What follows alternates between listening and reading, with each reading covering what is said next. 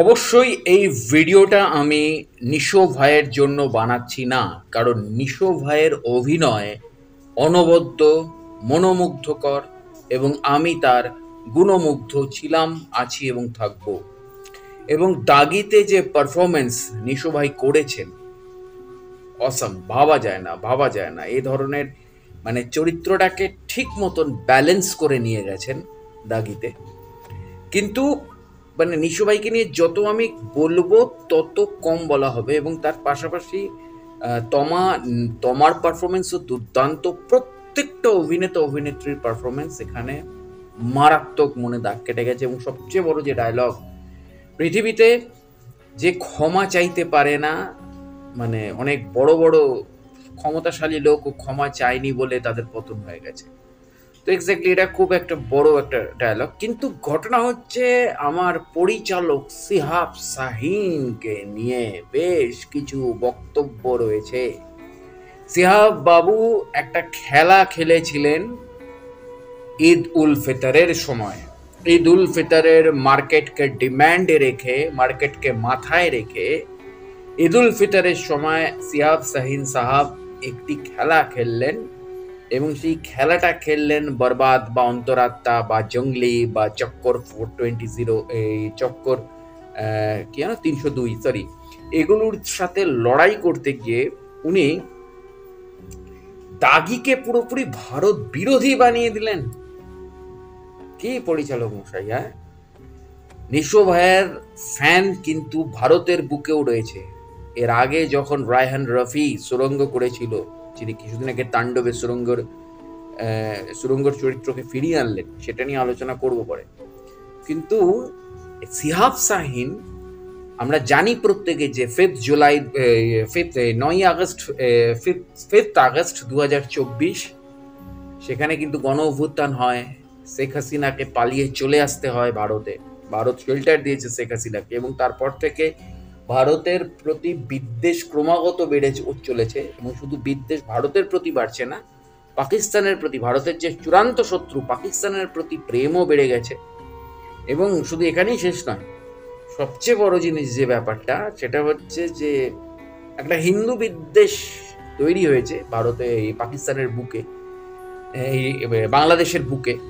কারণ বাংলাদেশের হাসিনা পরবর্তী সময়ে যতবার আমরা যে কটা ভিডিওস পেয়েছি, বা আমাদের এখানকার লিডারদের মুখেরও অনেক ভাষায় আমরা জানি, বা ওখানকার নিউজ চ্যানেলের ভাষাও আমরা জানি যে ওখানে হিন্দুদের বা সংখ্যালঘুদের ওপর অনেক অত্যাচার হয়েছে, বা আজও হয়তো হচ্ছে, আমরা ঠিক জানি না, খবর পাচ্ছি না। এবং সবচেয়ে বড় নিদর্শন যে ইসকনের প্রেসিডেন্ট এখনো হয়তো জেলবন্দি। সেখানে দাঁড়িয়ে মিস্টার সিহাব শাহীন, আপনার ভিলেনের নাম হচ্ছে রঞ্জিত সিং।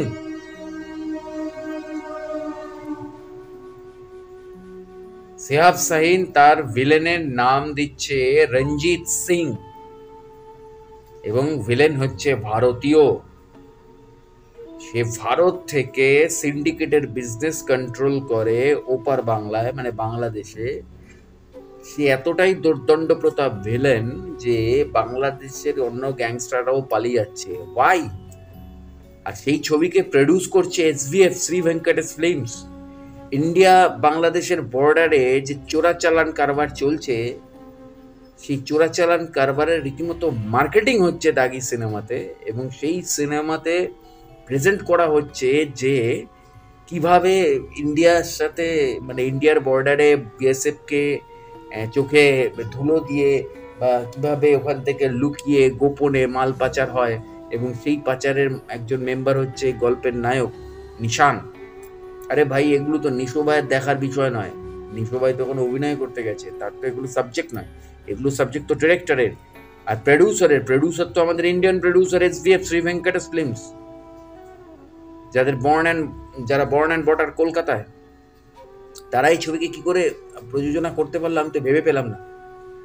তার পাশাপাশি যখন ক্লাইম্যাক্সে নিশান রঞ্জিত সিং এর কাছে জানতে চাইছে তুমি এখন কোথায় আছো, রঞ্জিত সিং বলছে বর্ডারের পাশে যে গ্রাম রয়েছে সেই গ্রামের মজুমদারের বাড়িতে আমি আছি। পয়েন্ট টু বি নোটেড, মজুমদারের বাড়িতে আমি রয়েছি, তোর মেয়েকে নিতে চাইলে এসে নিয়ে যা।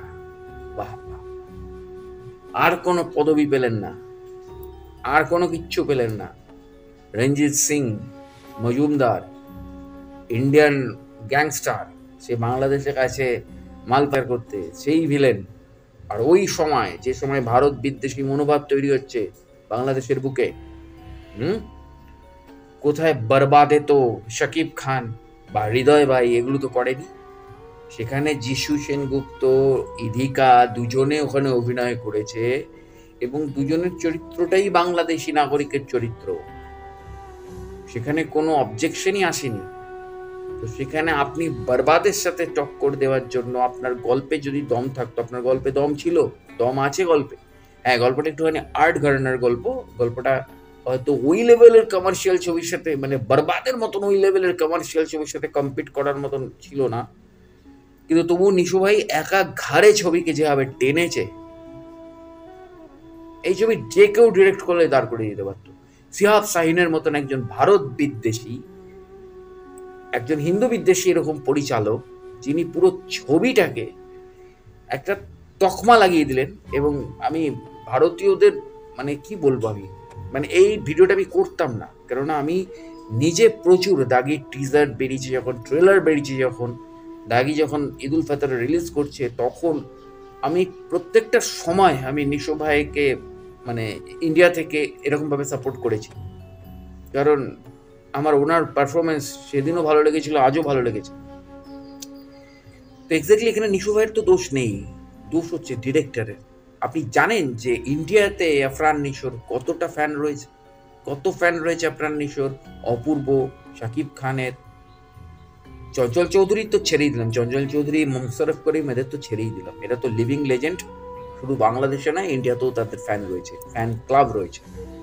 কিন্তু এছাড়াও পরের দিকে যেমন সাকিব খান, নিশো ভাই, অপূর্ব, এদের একটা ফ্যান বেস রয়েছে কলকাতার বুকে, বাংলার বুকে। তা আপনি কি করলেন?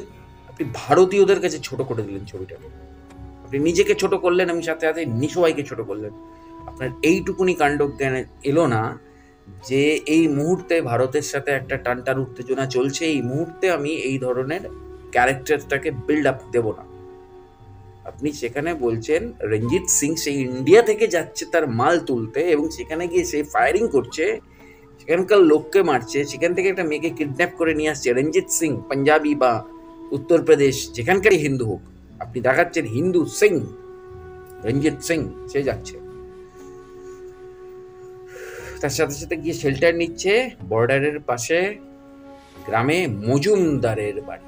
বাহ, আপনাদের বিডিআর গাব জল দেয় ওখানে। দেখুন, সিনেমা না বাস্তব ছাড়া হয় না, আপনি নিজেও জানেন। আর বাস্তবের ক্লিকটাকে আমি অবাক হয়ে যাই যে এই ধরনের ছবিকে স্ক্রিপ্ট না শুনেই বোধহয় এসবিএফ সেখানে ইনভেস্টমেন্ট করে দিয়েছিল। বাহ, কি অবাক, কি অদ্ভুত ব্যাপার। এগুলো মেনে নেওয়া যায় না মিস্টার সিয়াব শাহিন। নেক্সট টাইম থেকে ছবি করলে আপনি জানেন যে আপনার পাকিস্তানের উর্দু ভাষীরা আপনার বাংলা সিনেমা দেখবে না। আপনার বাংলা সিনেমা যদি চলে তাহলে আপনার বাংলাদেশে চলবে, এবং কিছুটা হলো ইন্ডিয়ার পশ্চিমবঙ্গে চলবে, পশ্চিমবঙ্গের মানুষ দেখবে, কিন্তু আপনার পাকিস্তানের উর্দু ভাষীরা দেখবে না। সেই কারণে অন্তত ভারতীয় এবং ভারতীয় হিন্দু বা ভারতীয় বাঙালিকে মাথায় রেখেও স্ক্রিপ্ট করবেন নেক্সট টাইম থেকে। কোথাও ভারতকে ছোট করতে যাবেন না, সে যেভাবেই হোক। অবশ্যই জুড়ে থাকুন আমার চ্যানেল এবং পেজের সাথে, এবং নিশো ভাইয়ের জন্য শুভকামনা থাকলো আগামী প্রজেক্টগুলোতে। অবশ্যই দেখা হচ্ছে পরের ভিডিওতে। নমস্কার।